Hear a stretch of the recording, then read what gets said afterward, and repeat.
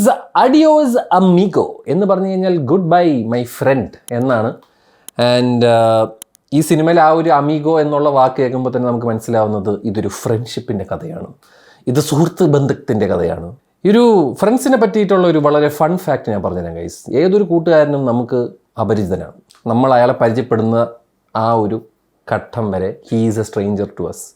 പിന്നെ സംസാരിക്കുകയും ഒരേ വൈബാണെന്നൊക്കെ മനസ്സിലാക്കി നമ്മളുടെ കൂട്ടുകാർ നമ്മൾക്ക് അങ്ങനെ ചഡ്ഡി ബഡ്ഡീസ് ആയിട്ട് നമ്മൾ നടക്കും. അത് സ്കൂളിലുണ്ടാവും, അത് കോളേജിലുണ്ടാവും, അത് വഴിയിലുണ്ടാവും, അത് പബ്ബിലുണ്ടാവും, അത് ബാറിലുണ്ടാവും, അത് വഴിയിലുണ്ടാവും. ഏത് രീതിയിൽ വേണമെങ്കിലും നമുക്ക് കൂട്ടുകാരെ കിട്ടാൻ പറ്റും.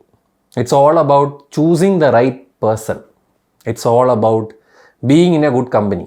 നമ്മുടെ വൈബിനനുസരിച്ചിട്ടുള്ള മണ്ടന്മാരെ നമുക്ക് കിട്ടുക എന്ന് പറയും. സോ എനിവേയ്സ്, പടത്തിൻ്റെ ഡയറക്ടർ നഹാസ് നാസർ എന്ന് പറയുന്ന വ്യക്തിയാണ്. ഐ തിങ്ക് പുള്ളി ഖാലിദ് റഹ്മാൻ്റെ അസിസ്റ്റൻറ്റോ അങ്ങനെ എന്തോ ആയിരുന്നു, അസോസിയേറ്റോ അസിസ്റ്റൻറ്റോ എന്തോ ആണ്. റൈറ്റിംഗ് ബന്ദ് അജി പീറ്റർ തങ്കം എന്നുള്ള മനുഷ്യനാണ് ഇത് എഴുതിയിരിക്കുന്നത്. ആൻഡ് മ്യൂസിക് ബൈ 2 ആൾക്കാരാണ്. ഗോപി സുന്ദർ പാട്ടും ജെക്സ് ബിജോയുടെ ബാക്ക്ഗ്രൗണ്ട് സ്കോറും. ജെക്സ് ബിജോയുടെ ബാക്ക്ഗ്രൗണ്ട് സ്കോർ അടിപൊളിയായിരുന്നു കേട്ടോ, എനിക്ക് വളരെ ഇഷ്ടപ്പെട്ടു. എന്തിനാ ഇതിൻ്റെ IMDbയിൽ വേറൊരാളുടെ പേരാണല്ലോ കൊടുത്തേക്കണത്. പക്ഷേ ഞാൻ ടൈറ്റിൽ നോക്കിയപ്പം background score by Jakes Bejoy and music by Gopi സുന്ദറാണ്.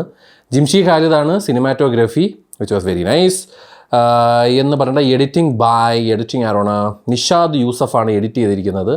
നമുക്ക് പടം എങ്ങനെയുണ്ടെന്ന് നമുക്ക് നോക്കാം ഗൈസ്. ഇതിൽ അഭിനയിച്ചിരിക്കുന്നവർ എടുത്തു തന്നെ പറയണം, സുരാജേട്ടൻ, ആസിഫ് അലി, ഇവർ 2 പേരെയും ചുറ്റിപ്പറ്റിയാണ് സിനിമ കംപ്ലീറ്റ് ആയിട്ട് പോകുന്നത്. ആൻഡ് സുരാജേട്ടൻ ആയാലും ശരി, ആസിഫ് അലി അടിച്ചു പൊളിച്ചിട്ടുണ്ട് കേട്ടോ. ആ ഒരു ഫിറ്റായിട്ട് നടക്കുന്ന ഒരു റിച്ച് ആയിട്ടുള്ള ഒരു വ്യക്തിയായിട്ട് കിഡിലുമായിട്ട് പുള്ളി അഭിനയിച്ചിട്ടുണ്ട്. എനിക്ക് ഭയങ്കര ഇഷ്ടപ്പെട്ടു. ആ ഒരു അവസാനം ഈ സിനിമ കൊണ്ട് എൻഡ് ചെയ്യുന്നതൊക്കെ പുള്ളിയുടെ ഒരു ചിരിയിലൊക്കെയാണ്. അടിപൊളി സൂപ്പർ ക്യാരക്ടർ. അതേപോലെ തന്നെ സുരാജേട്ടനെ തന്നെ എടുത്തു പറയണം. ബിക്കോസ് സുരാജേട്ടൻ ഒരു വലിയ ഒരു ക്രൈസിസിൻ്റെ ഇടയിലും പുള്ളി അത് ഭയങ്കര രസമായിട്ട് പുള്ളി ചെയ്തിട്ടുണ്ട്. നമുക്ക് ആ ഒരു ക്യാരക്ടറുമായിട്ട് ഫീൽ ചെയ്യുന്നുണ്ട്. അതായത് പുള്ളിക്ക് ഒരു സ്ഥലത്ത് എത്തണം, ആ എത്തുകയും ചെയ്യണം, എന്നാൽ ഇതും വിടാൻ പാടില്ല. ആ ഒരു കൺഫ്യൂഷൻ, ആ ഒരു ഞാൻ ഈ സിനിമ മെയിനായിട്ട് സംസാരിക്കുന്നത് കാശിൻ്റെ വിലയാണ്. അത് ഉള്ളവനും ഇല്ലാത്തവൻ്റെയും ഡിഫറൻസ്. ഉള്ളവൻ ചിലപ്പം ഒരു തുച്ഛമായ കോടികളുള്ളവന് ചിലപ്പോൾ ഒരു 1000 രൂപ മറിക്കാനായിട്ടും ചില സമയത്ത് കഷ്ടപ്പെടേണ്ടി വരും. അങ്ങനെയൊക്കെ വളരെ രസകരമായിട്ട് ഈ സിനിമ പോയിട്ടുണ്ട്. പക്ഷേ ഈ പടത്തിൽ കുറച്ചും കൂടെയൊക്കെ എനിക്ക് തോന്നിയ ഒരു കാര്യം ലെങ്ത്ത് കുറച്ചും കൂടെ കുറയ്ക്കാമായിരുന്നു. ആൻഡ് സ്ക്രീൻ പ്ലേ കുറച്ചും കൂടെ ഡിഫറെൻ്റ് ആക്കാമായിരുന്നു എന്ന് എനിക്ക് പേഴ്സണലി ഫീലിംഗ് ഉണ്ട്. But other than that this is definitely A feel good പടം. വളരെ രസമായിട്ട് നമുക്ക് എൻജോയ് ചെയ്തിരുന്ന് കാണാൻ പറ്റുന്ന ഒരു 1 ടൈം വാച്ചർ തന്നെയാണ് ഈ സിനിമ. ഞാൻ ഒരുപാട് എൻജോയ് ചെയ്തു. എസ്പെഷ്യലി ആ ഫ്രണ്ട്ഷിപ്പ് ആണെങ്കിലും അവരുടെ സുരാജേട്ടൻ്റെ അവസ്ഥ, ആ ഫ്രണ്ട്ഷിപ്പ് ഭയങ്കര രസമായിരുന്നു. അതാണ് ഈ സിനിമയുടെ മെയിൻ സംഭവം തന്നെ. അത് വർക്കാവും. അത് വർക്കായില്ലെങ്കിൽ ഡെഫിനറ്റ്ലി നിങ്ങൾ ഈ പടം എൻജോയ് ചെയ്യത്തില്ല.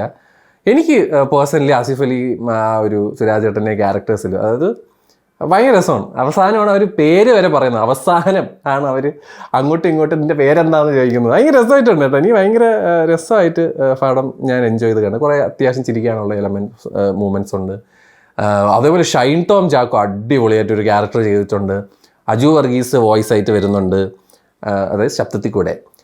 ആൻഡ് നമുക്ക് അപർണ ബാലമുരളി സുരാജൻ്റെ പെങ്ങളായിട്ട് അവിടെയും ശബ്ദമാണ്.